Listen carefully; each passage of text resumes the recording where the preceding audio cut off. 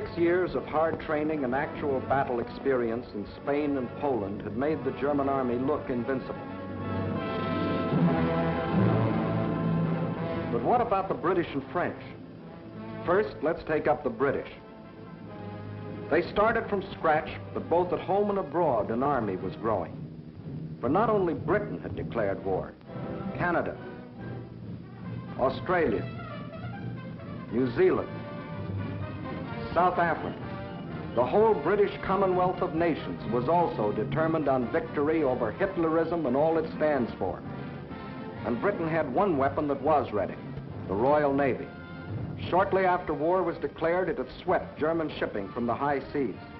And units of the British fleet were deployed at Suez, Malta, Gibraltar, in the Channel, and in the North Sea, blockading Germany. World conquest was impossible without running smack up against the rock called Britain. How to strike at that little island? That was the question. Between Britain and Germany stood not only France, but the little countries of Luxembourg, Belgium, Holland, Denmark, Norway, and Sweden. The people of these small neutral countries were peaceful, hard-working, and free. They knew they were in the middle and feared violation of their neutrality. Hitler knew this. He also knew that if they united with the Allies, they would form a solid democratic wall against Nazi aggression, and their conquest would be far more difficult. So before striking with his armies, he used another weapon, the propaganda barrage, to confuse, to make them lose faith, to divide and conquer. To lull the fears of the little neutrals, Propaganda Minister Goebbels told them Germany didn't want a war at all. It was Britain and France that caused all the trouble. Then it was Hitler's turn. In a speech on October 6, 1939, he made them all kinds of specific promises. To the Danes, he said, "We have concluded a non-aggression pact with Denmark." To the Norwegians, he said, "Germany never had any conflict with the northern states and has none today." To the Dutch, he said, "The new Reich has endeavored to continue the traditional friendship with Holland."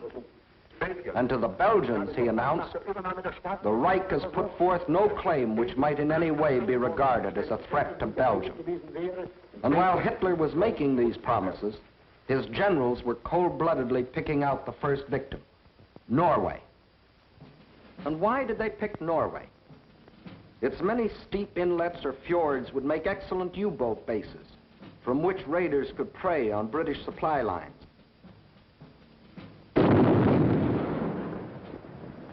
Also, it would give the Nazis vital air bases. This is Scapa Flow, British naval base, and this the blockade fleet. At this time, the German-based bombers couldn't reach them.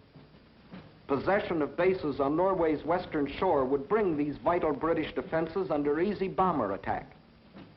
But he couldn't take Norway without also taking tiny Denmark, the springboard for his attack.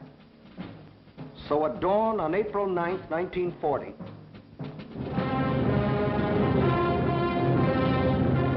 the German army rolled across the neutral borders of Little Denmark, and in a matter of hours it occupied the entire country. By nightfall, Denmark is erased as a nation, and the Danes go into slavery. Although only 6 months before, Hitler had announced, "We have concluded a non-aggression pact with Denmark. The Danes will not forget."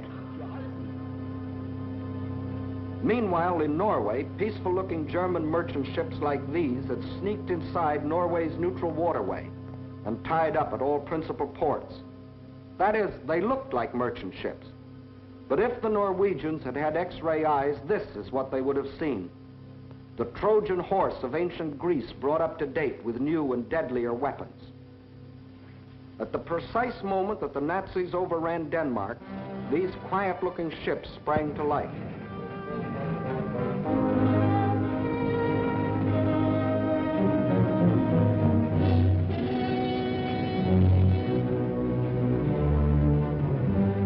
At the same time, Nazi warships, discovered along the entire coastline, started steaming up the Norwegian fjords.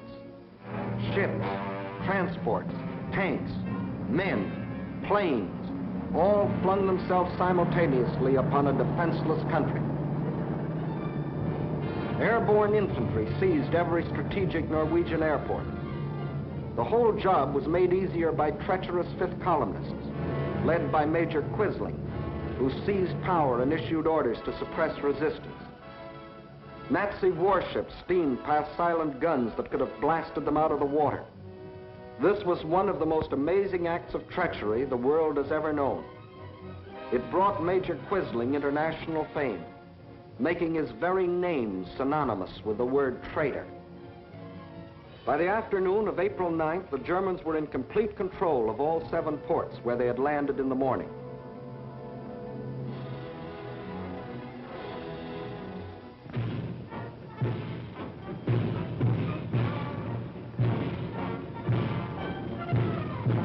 For the first time in more than 200 years, the people of Norway saw an invading army parading through their cities. Many of these Nazi soldiers, strutting as conquerors in 1940, had last seen Norway some 20 years earlier, when, as refugee German children, they had been raised and cared for by kind Norwegians. Now these same Germans were back to repay that kindness with terror and destruction. Once they had occupied the capital, the Nazis quickly fanned out in all directions. But loyal Norwegian troops stopped one German column between Hamar and Elvera.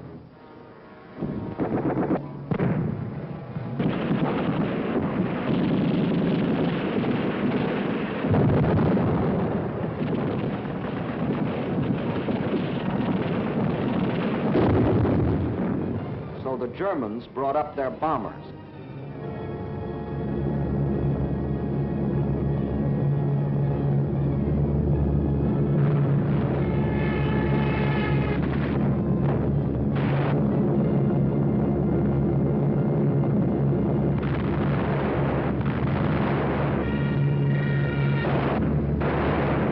Norwegians were forced to flee to the north under constant and unopposed air attack.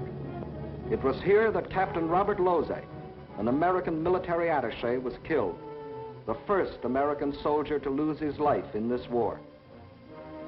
Meanwhile, the Nazis had spread all over the country. Small patrols occupied every strategic village. Parachute troops landed high in the mountains.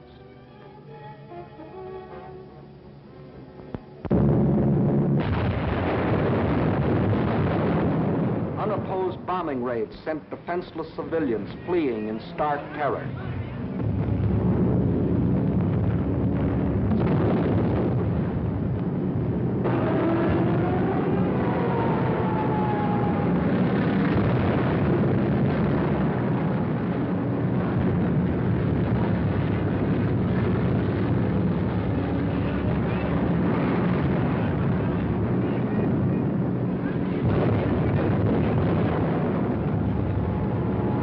They hadn't wanted war.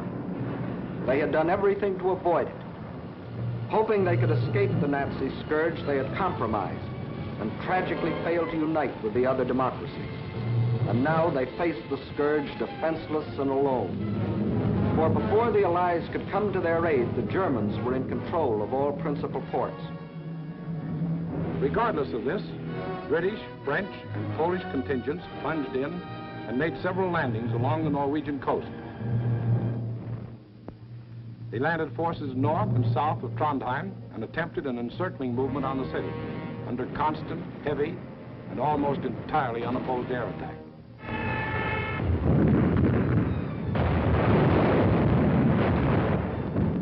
Well, the scene of action was out of range of British fighter planes, so they brought up aircraft carriers. But these are at a disadvantage when opposed by land-based planes. The Allies, therefore, were badly battered from the air. Finally, suffering heavy losses, they withdrew from a hopeless situation. Further to the north, at Narvik, they met with better success, inflicting heavy naval losses on the Nazis.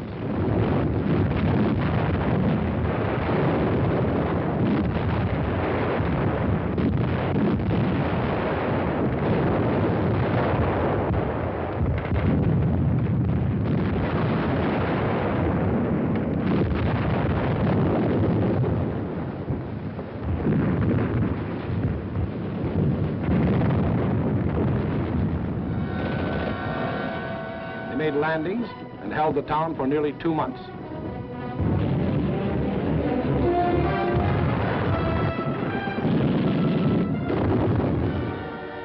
Incidentally, they also took their first prisoners of the present war. Again, the Nazis' overwhelming air superiority proved a deciding factor. And the Allies were forced to withdraw under terrific air bombardment.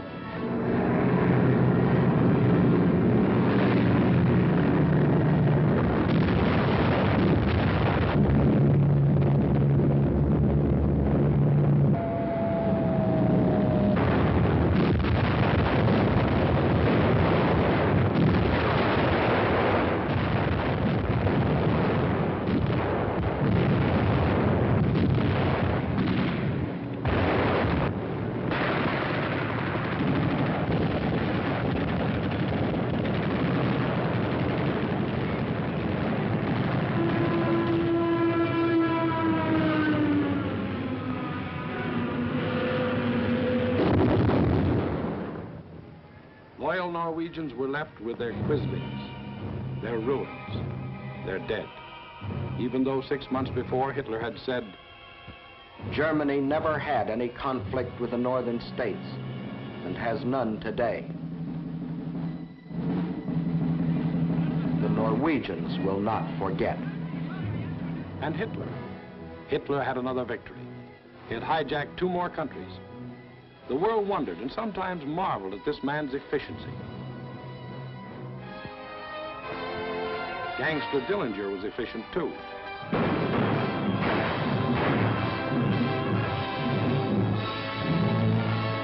When a man or a nation throws away all regard for the laws of God and man, he is bound at first to be more efficient than his victims. Society had a police force to deal with Gangster Dillinger, but it had no police force to deal with Gangster Hitler. So he clubbed Norway into submission and got what he wanted, bases for use against Britain. Now he had the northern claw of an enormous pincer movement. A drive through France would give him the southern claw. Blockade by U-boats coupled with mass bombing attacks would weaken the British for final invasion. Then, with Britain gone, Germany could reach out in all directions for world conquest.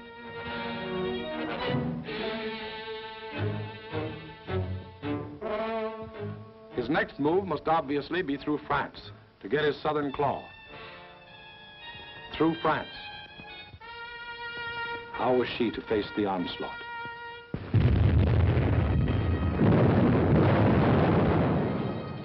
These scenes are ancient history. They occurred in 1914. The German armies, without warning, had smashed across neutral Belgium, invaded France, reached the River Marne only a few miles from Paris. Out of the French capital poured the French reserves, riding out to battle the enemy in every vehicle that could move. The famous taxicab army. Note well, it was riding out to battle. In the center of the French line stood the 9th French Army, commanded by a then comparatively unknown general.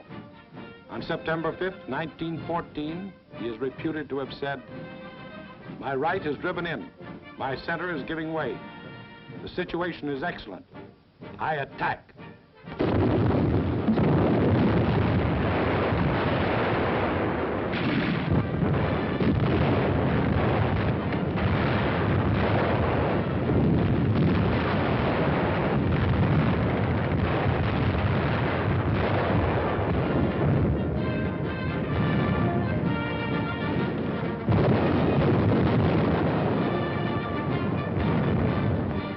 He did attack.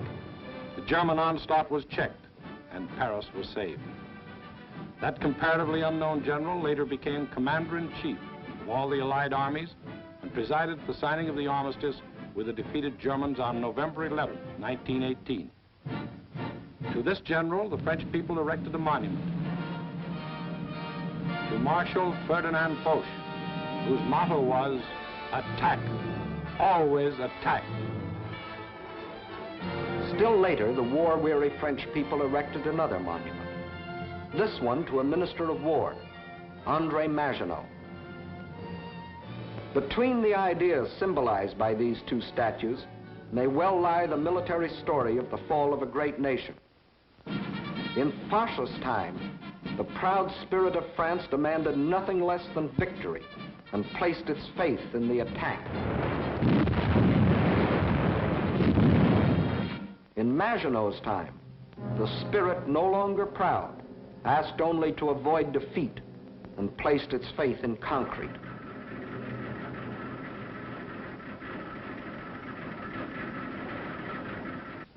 So the French built the mighty chain of fortresses called the Maginot Line. These tremendous bastions were built deep into the French land. They were connected by underground passages and railways, guarding France's eastern borders facing Germany. And when France was finally forced to declare war against the rising Nazi menace, the French troops, instead of attacking, were marched into their modern caves to wait for the Nazi blitz to smash itself against the Maginot Line. And their generals, headed by Marshal Pétain, proudly announced, "Whoever makes the first move in this war will be hurt." But Hitler didn't go near the Maginot Line. That was France's strong point. Instead, he attacked the weak point. Hitler knew that the French had tried to avoid war instead of preparing for it. That knowledge was one of his greatest weapons. He knew they had planes, but he knew they were antiquated. He knew they had tanks, but he knew they were few in number and lightly armored. But most important of all, he knew that France had become a cynical and disillusioned nation. What made this change in the French spirit? In the first place, between 1914 and 1918, the French suffered more than 6 million casualties in the heroic defense of their land against German invasion. The flower of an entire generation was lost, with its stimulus of new blood, new determination, new ideals. Secondly, the failure of the League of Nations, to which the French had pinned their hopes of peace, the corruption of many in high places, the greed of special interests, all had combined to shake the faith of the French people in their democratic ideals. And when a people loses its faith in its own ideals, it is ripe for the insidious words of the devil. France still looked like an imposing castle, but Hitler's political termites had so gnawed away the binding of national unity that the castle was ready to crumble.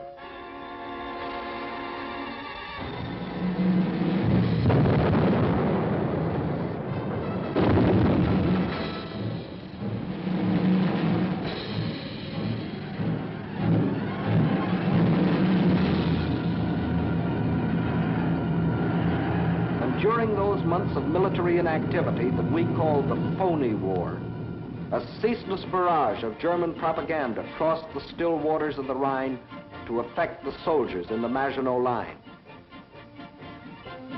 "Why do you fight?" asked the banners. Poems and friendly notes were sent over by balloons. French tunes were played by German bands, and German hooey was broadcast in French.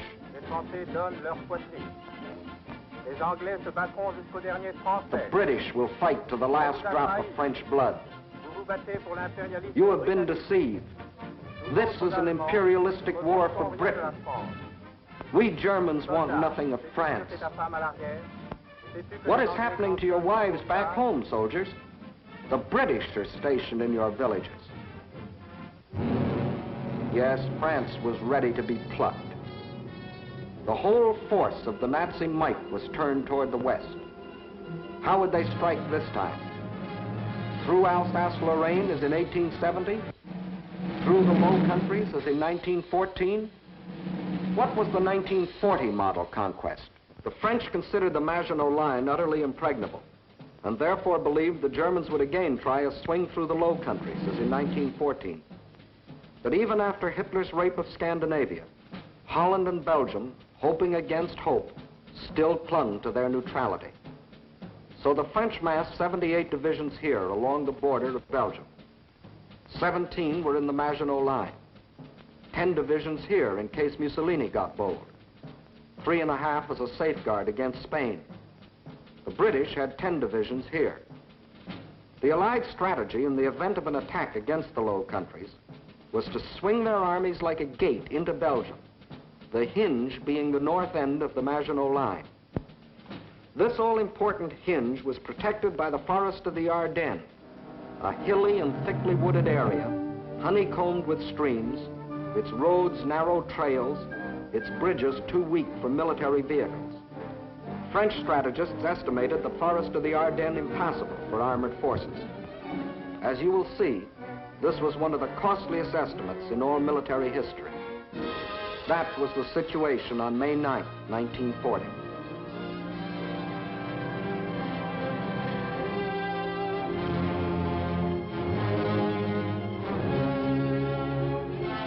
The hour of trial had come.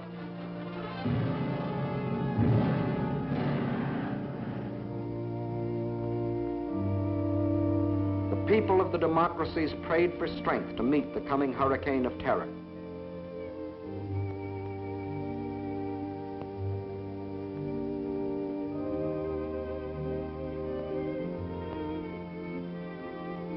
While across the Rhine, Juden ist uns verschrieben und verfallen mit Leibeswehr.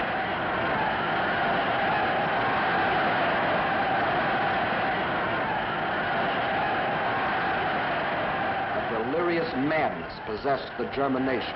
Nun als Dauererscheinung für uns, unser Oberster, wird die Einführung der allgemeinen immer wieder herniedersteigen. Und dass man die Wahrheit über Deutschland berechnet. 50.000 Mann auf den Baustellen, der ganz Deutschland erfasste. Überall herrscht seit einem Jahr Regen. Und für den deutschen Ex. Die Reinheit seiner Rasse hält. Hitler aber ist Deutschland wie Deutschland. Deshalb innerlich nicht zu uns gehört.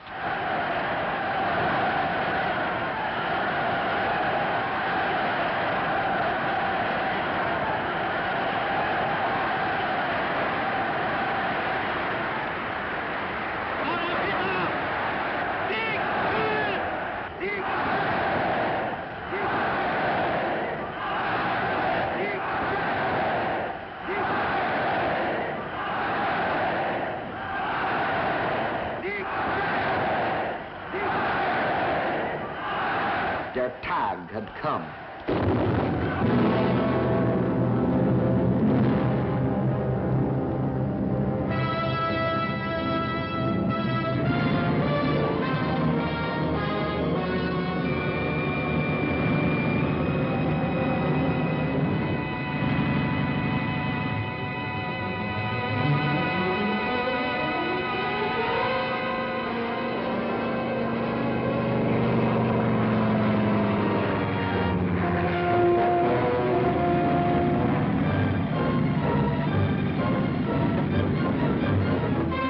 Without even bothering to declare war, the German armies launched a coordinated attack across the neutral borders of Luxembourg, Belgium, and Holland, from the Maginot Line north to the sea. The action along the entire front was simultaneous, so for purposes of clarity, let's take up one country at a time.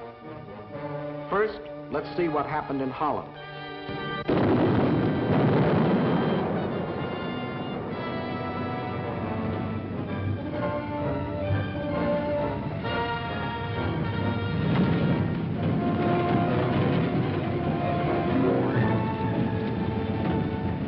Ground forces smashed through the improvised and hastily erected border defenses. But the main attack was to come from the air, far behind the defense lines.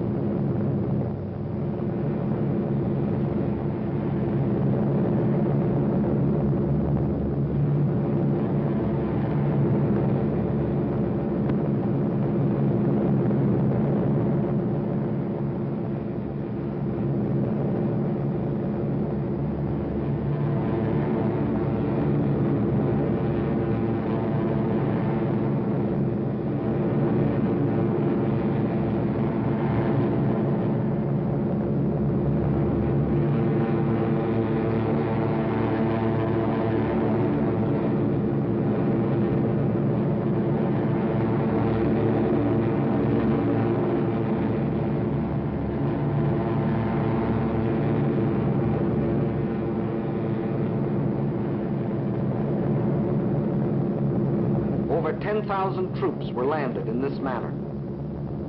Before the stunned citizens of Rotterdam even knew they were at war, these troops, aided by well-trained fifth columnists, quickly captured the airport and outlying sections of the city.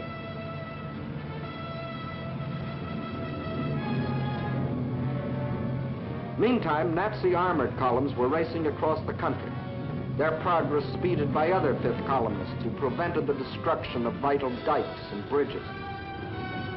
These forces effected a meeting with the parachutists landed in Rotterdam. The Dutch were doomed to defeat.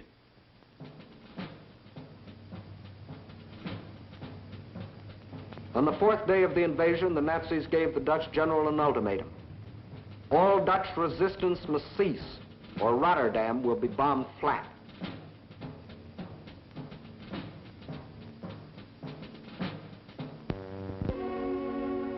The Dutch general had little choice. To save the lives of innocent civilians, he accepted the German terms. But after the unconditional surrender, the Nazis bombed the city anyway.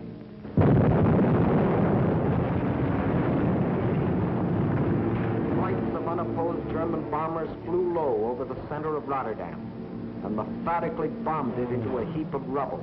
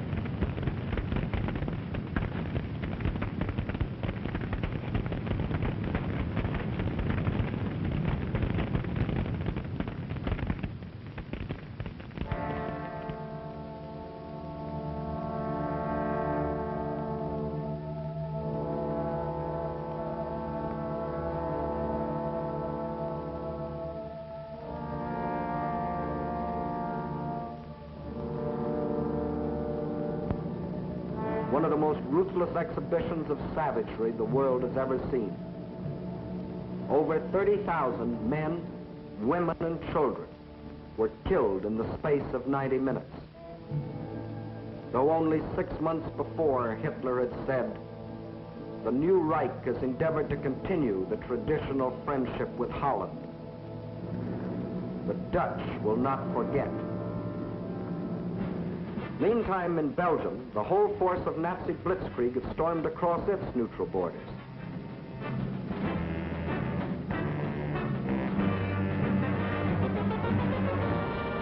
The main German attack was directed at the Albert Canal-Meuse River line, the anchor of which was Fort Ibenamael, a modern and seemingly impregnable fortress. The Germans had secretly built a replica of the mighty fortress in Czechoslovakia and had rehearsed the attack until they knew every detail of the fort's construction and its every weakness. When the real attack came, it was foolproof. Parachute troops, dive bombers, flamethrowers, specially trained engineer battalions, all working together as a well-trained team.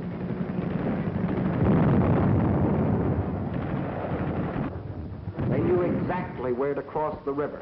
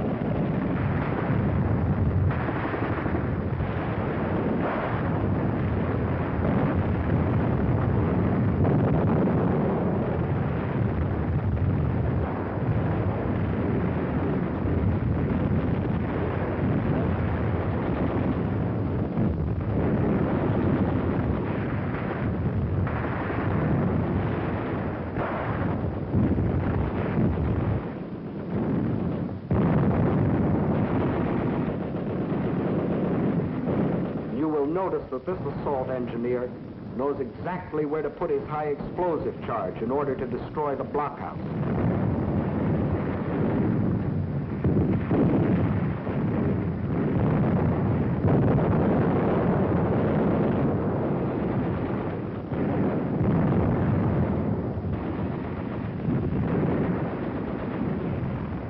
Fort Eben-Emael withstood the Nazi attack exactly 2 days, and the German armies rolled on. Meantime, an hour and a half after the German invasion began, Allied troops crossed the French and Belgian border to meet the advancing Germans.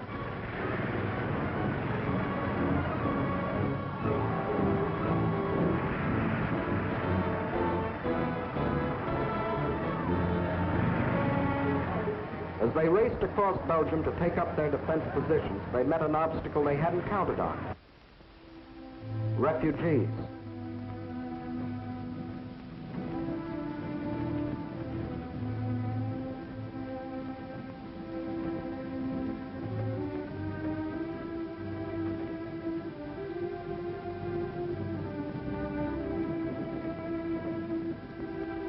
And the refugee-choked roads didn't get that way by accident. The Nazis methodically bombed little towns and villages, otherwise devoid of any military value, not so much to kill as to drive the inhabitants out onto the highways. Then, by expert machine gunning, the Nazis would herd them along in terror-stricken flight to hopelessly entangle the advancing Allied armies.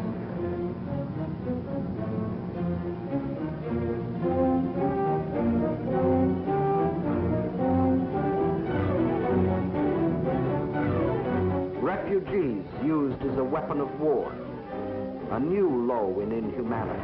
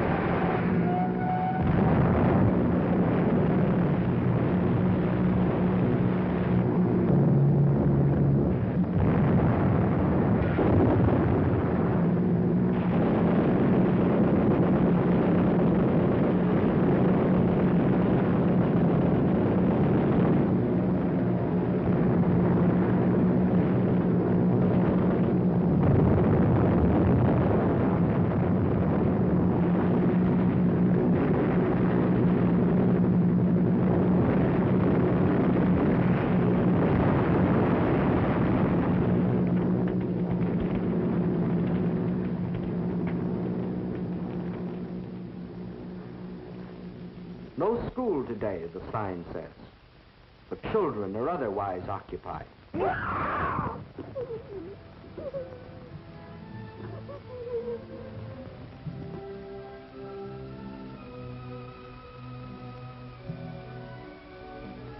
No, no school today.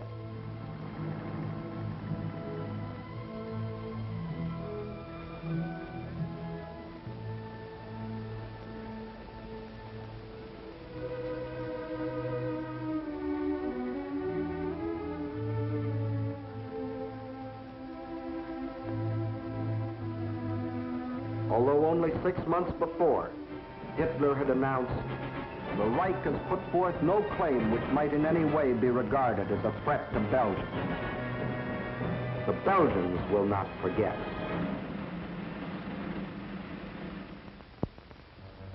And what about the Allies?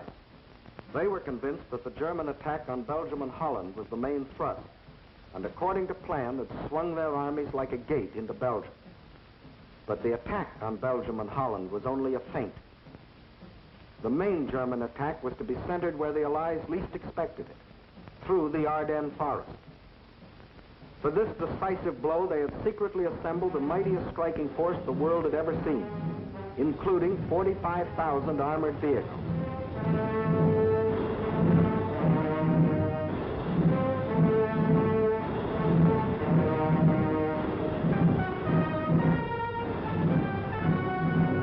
At the same time that the Nazi armies were plunging into Holland and Belgium, this column started to move.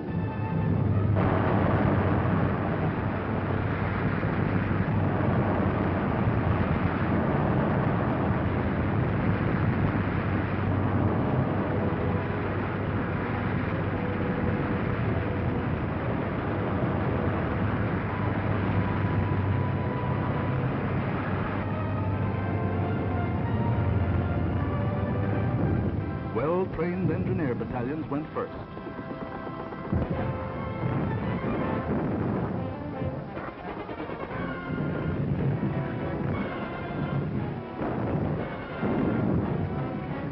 They were opposed only by scattered Allied patrols.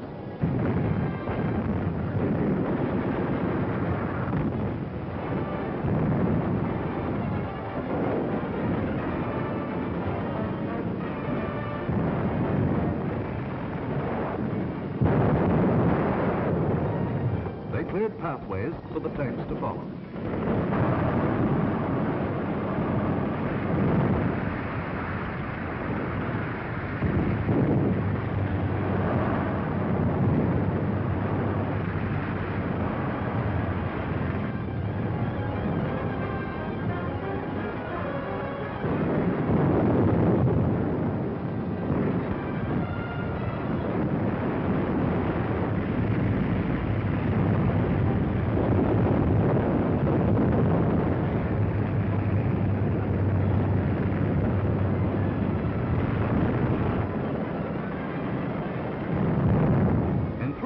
The Germans' armored force reached the Meuse River, 2 days faster than the French thought any troops could get through. By all rules, the Germans should have paused here to bring up heavy artillery before attempting to force the river. But the Nazis had a new type of artillery, dive bombers. With them, they blasted the French positions across the Meuse.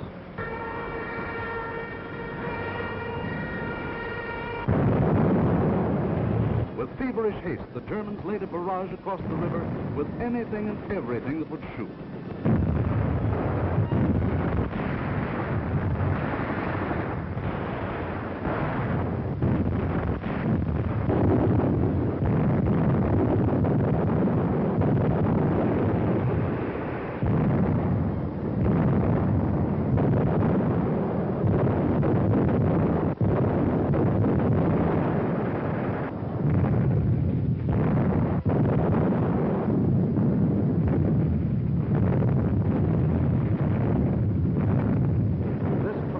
Concentration of firepower continued all through the night.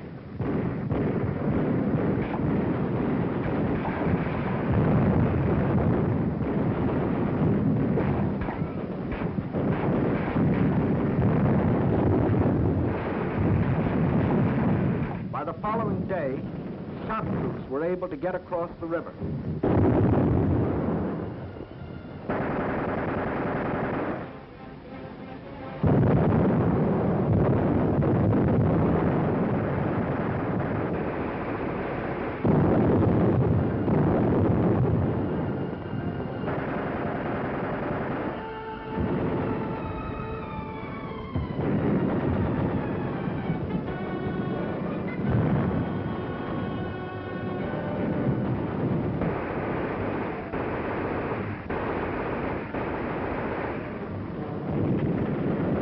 These shock troops held the bridgehead until the engineers brought up pontons and built bridges.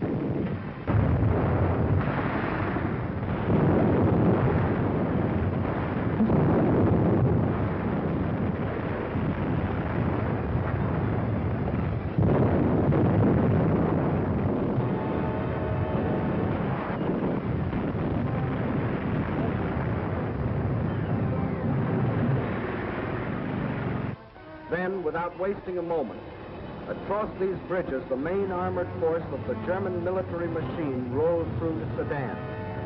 for the all-important breakthrough into a dismayed and flat-footed France.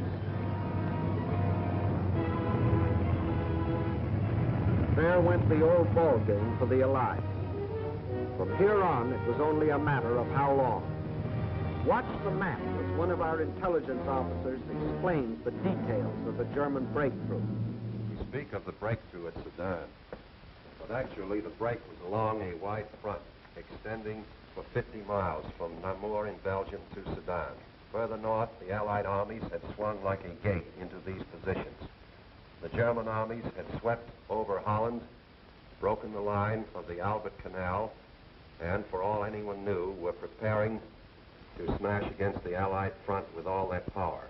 That was the situation, dangerous but obscure, on the evening of May 13th.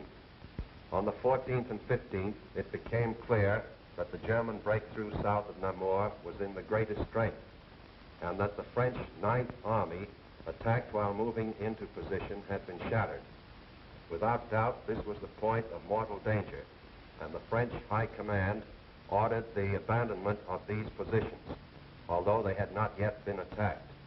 Those positions were abandoned solely because of the situation developing along the Meuse near Sedan. In the meantime, the French 7th Army had been ordered to make its historic forced march far to the south into the area threatened by the rapidly advancing German spearheads. This army was not used to attack the German flank, but rather was used as a plug to restore the broken front.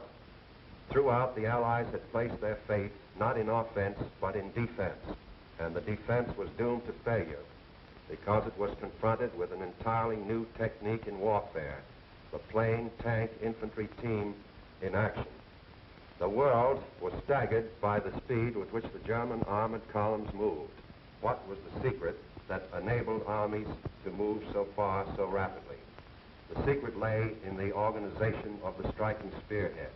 Armored forces came first, closely followed by motorized divisions, which peeled off, forming solid walls.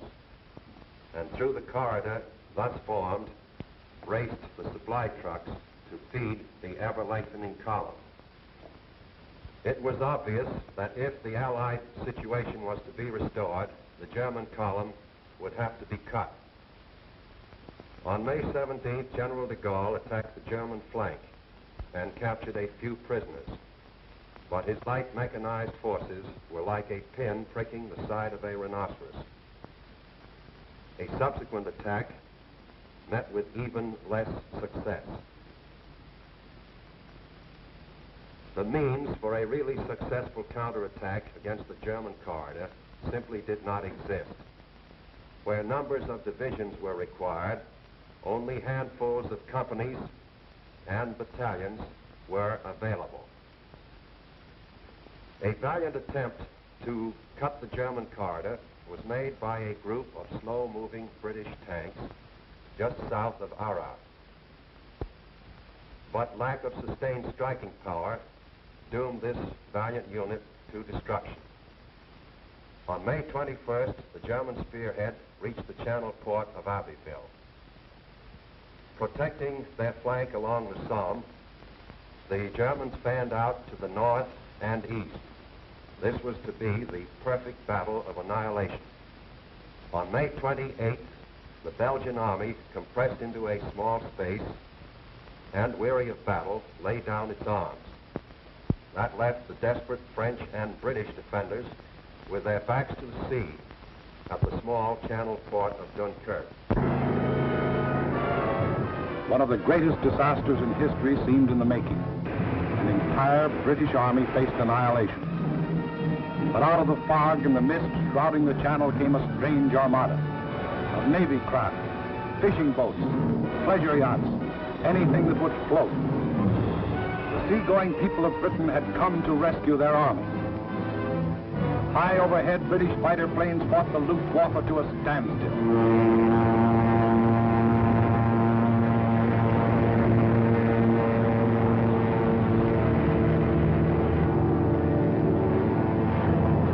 Below, small Allied suicide units held the Germans back long enough for the miracle of Dunkirk to take place.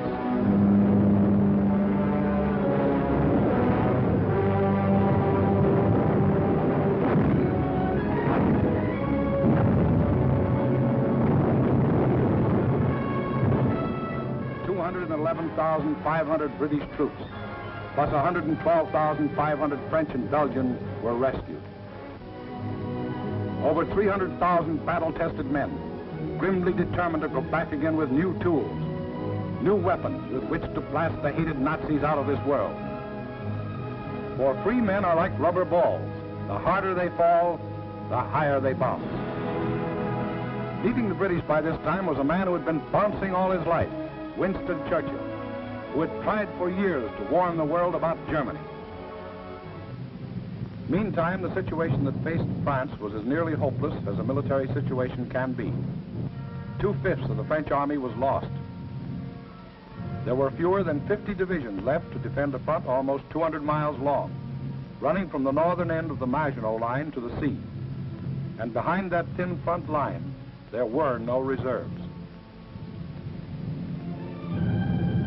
The despairing people of Paris sent their children south, praying that some miracle would keep them from harm.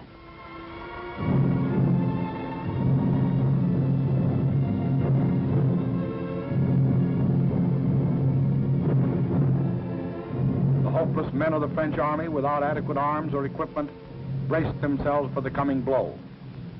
The first blow fell on June 5th. The French resistance was determined, but by June 8th, the left flank army had been shattered, and a general withdrawal was ordered to the line of the Marne and the Seine. On June 9th, the German main attack came. Within 2 days, the German armored and motorized divisions roared out into the open terrain. With this breakthrough, the issue of the Battle of France was decided, and from that time on, there was official talk of an armistice. Now, what about the famous Maginot Line? Let's go back and take a look. On June 14th, the Germans launched 2 attacks against the Maginot Line. In both cases, penetrations were effected. But we must remember that this was against fortifications defended by men devoid of hope. In the meantime, Mussolini, now thinking it's safe, sent his division racing across the border. The hand that held the dagger has struck it into the back of its neighbor.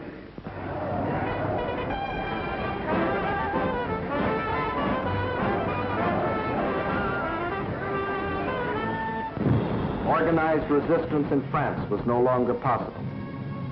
The government faced 2 alternatives: retire to North Africa and carry on from there, or give up the struggle. France's leaders were old and tired, and the oldest and most tired was Marshal Pétain.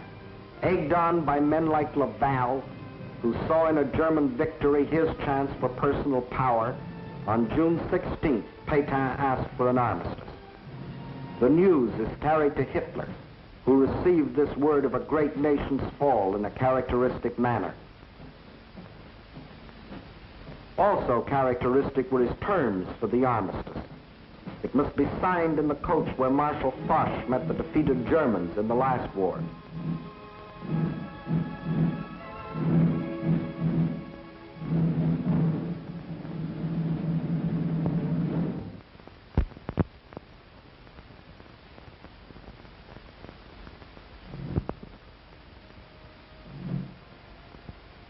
The French delegation arrives to pay the final price of French disunity and the treachery of some of its leaders. The final price, a price that for centuries to come, the French won't forget.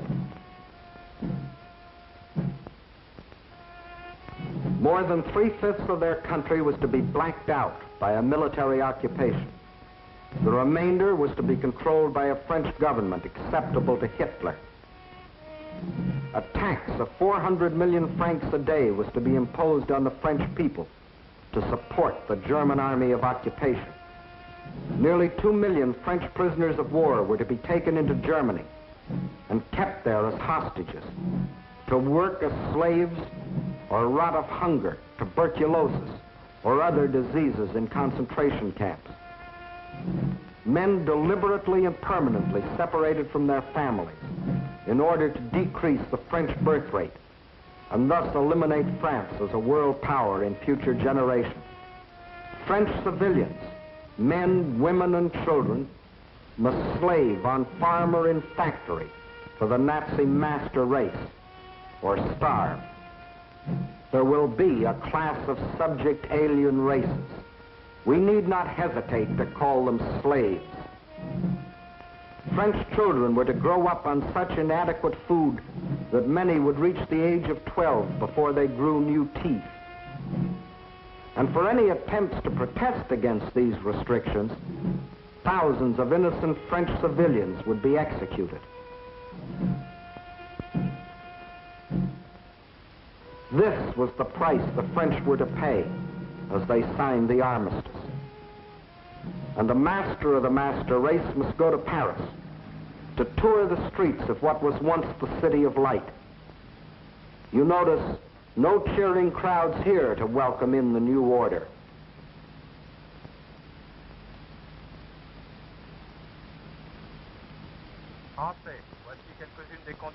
When the people of Paris come to the streets again, it is to hear the voice of dictators, telling them what they must do, how they must live, what they must say, what they must think, telling them how to be slaves. Gone is the Republic of France. Gone is free speech and a free representative government. Gone is liberty, equality, fraternity. These French, with their ears they listen, but their minds and their hearts, these are down on the Mediterranean where the battle colors of the regiments are being taken to Africa, out of the Nazi grasp. The people weep as their glory departs, for they don't as yet know that France has hope, a rallying point. Charles de Gaulle, a soldier in the great tradition of Foch, is not surrendering. He will continue to fight, gathering about him loyal Frenchmen from all over the world to become the Free French Army, the fighting French. Yes, the people weep as they watch their colors go, not knowing that 2 years later, those same flags would again be unfurled in North Africa, alongside the Stars and Stripes, alongside the Union Jack. Once more, their leaders, General de Gaulle and the famous, united in the common cause with the leaders of their allies. Once more, the red, white, and blue of France is raised on high. For out of the ashes of the defeat and the humiliation of France, her soul has been born again.